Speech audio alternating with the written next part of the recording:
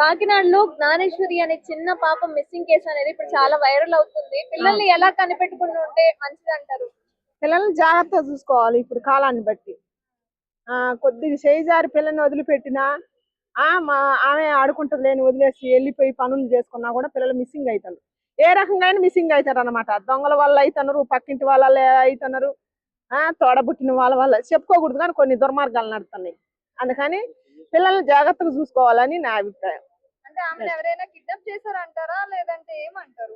అసలు ఆమె కిడ్నాప్ చేసింది అర్థం కావట్లేదు, ఆమె తప్పిపోయింది అర్థం కావట్లేదు. ఆమెతో పాటు పోయిన కుక్క వచ్చింది కానీ పాప రాలేదు. పాప ఎటుపోయిందో అంత మరి దైవానికి తెలియాల. బాగానే గాలిస్తారు గవర్నమెంట్ వారు కూడా, పోలీసు వారు. అంటే ఒక పిచ్చాయనకి మతిస్థిమితం లేని ఆయన ఒకసారి కనిపించింది ఆ అమ్మాయి అని చెప్పి స్టార్టింగ్. అది అసలు ఎంతవరకు నిజం? పాప అసలు బ్రతికుందా లేదా, ఎవరైనా కిడ్నాప్ చేసిండ్రా? అసలు పాప అడవిలోకి వెళ్ళిపోయింది. 40 ఎకరాల పామాయిల తోట అంట. అసలు ఎటు వెళ్ళిపోయిందో తెలియట్లేదు. అక్కడ పుట్టలు ఉన్నాయంట. మరి అసలుకి ఏం జరిగిందో తెలియదు.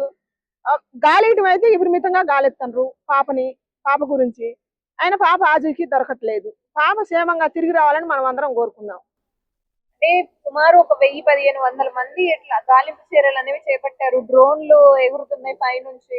మరి ఏమన్నా జంతువులు ఏమన్నా ఉండుంటాయా? పుల్లులు కానీ ఉండొచ్చు కూడా, ఉండొచ్చు కూడా చెప్పలేము. పాప ఇప్పుడు 4 రోజులు అయింది కదా, 4 రోజులు 5 రోజులు అయింది. ఇంతమంది గాలింపు చర్య చేసినా కూడా ఎక్కడ ఏదో ఒక మూలం దొరకాలి కదా. తప్పిపోతే అడవిలోనైనా కానీ అంత 40 ఎకరాల పామాయిల తోటలో ఎటో ఒక పక్క అయినా ఉండాల్సింది. అసలు ఇంతవరకు ఆజుకి లేదు. పాపని నాకు తెలిసి ఎవరైనా కిడ్నాప్ చేసేవారని నేను అనుకుంటున్నా.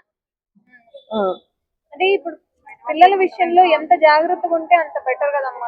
పిల్లల విషయంలో జాగ్రత్తగా ఉండాలి కానీ ఇప్పుడు తల్లిదండ్రులు జాగ్రత్తగా ఉండలేదు. కొంతమంది కొంతమంది జాగ్రత్త తీసుకుంటారు కానీ కొంతమంది తీసుకోవట్లేదు. నమ్మకంగా జాగ్రత్తగా పేపర్ వదిలేసిపోతే పిల్లల భవిష్యత్తు ఇదైతుంది. ఇప్పుడు పాప వాళ్ళ నానమ్మడు పోతుందిలే అనుకుంది. పాప ఎటు తప్పిపోయింది? ఆమె చూడలేదు, వాళ్ళ నాన్న చూడలేదు. పాపని ఎవరైనా కిడ్నాప్ చేసింది తెలియదు.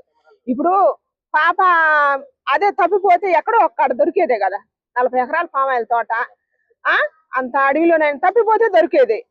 మరి ఏమన్నా ప్రాణాలు పోయినా కూడా ఆజీకి దొరికేది. ఏది అర్థం కావట్లేదు. కిడ్నాప్ చేసినట్టే అనుకోవాలి దీన్ని. అంటే ఇప్పుడు చాలా మంది పిల్లలకి కేర్ టేకర్లను నిర్మిస్తున్నారమ్మా. వాళ్ళు మరి చూసుకుంటున్నారా చూసుకోవట్లేదా? పైసలు అయితే ఇస్తారు కానీ ఎంతవరకైనా తల్లిదండ్రుల ప్రేమ అనేది వేరు కదా. ఇప్పుడు బలిసిన వాళ్ళు కేర్ టేకర్లను పెడతారు, బలవన వాళ్ళు ఏం పెడతారు? పిల్లలను కానీ పారేసి అక్కడ ఎవరు స్వార్థం. ఇప్పుడు నా శ్వాసలేసం, నువ్వు కాసేపు చూసుకోవాలి, నేను కాసేపు చూసుకోవాలని ఇప్పుడున్న ఈ తరం. అప్పుడు 4-10 మందిని కన్నా కూడా తల్లి ఒక్కటే చూసుకుంది, తండ్రి ఒక్కడే చూసుకుంది. ఇప్పుడు చూసుకుంటారా? ఒక్క పాప పుట్టినా కూడా ఇద్దరికి భర్త భార్య పోటీలు వస్తున్నాయి. ఒక పని మనిషిని పెడుతుంది. ఆ పని మనిషి జాగ్రత్తగా చూసుకుంటున్నా చూసుకోవట్లేదు వీళ్ళు. దానివల్ల కూడా చాలా ప్రమాదం వల్ల అవుతున్నాయి కదా. స్కూళ్ళల్లో కూడా, అంగన్వాడీ టీచర్లలో కూడా మొన్న ఒక టిక్కీ తలిగిస్తుంది పాపకి. ఎన్ని జరుగుతున్నాయి, ఇన్ని అనర్థాలు జరుగుతున్నాయి. కాబట్టి దయచేసి పిల్లల పట్ల జాగ్రత్త తీసుకోవాలని కళ తల్లిదండ్రుల్ని కోరుకుంటున్నాను నేను.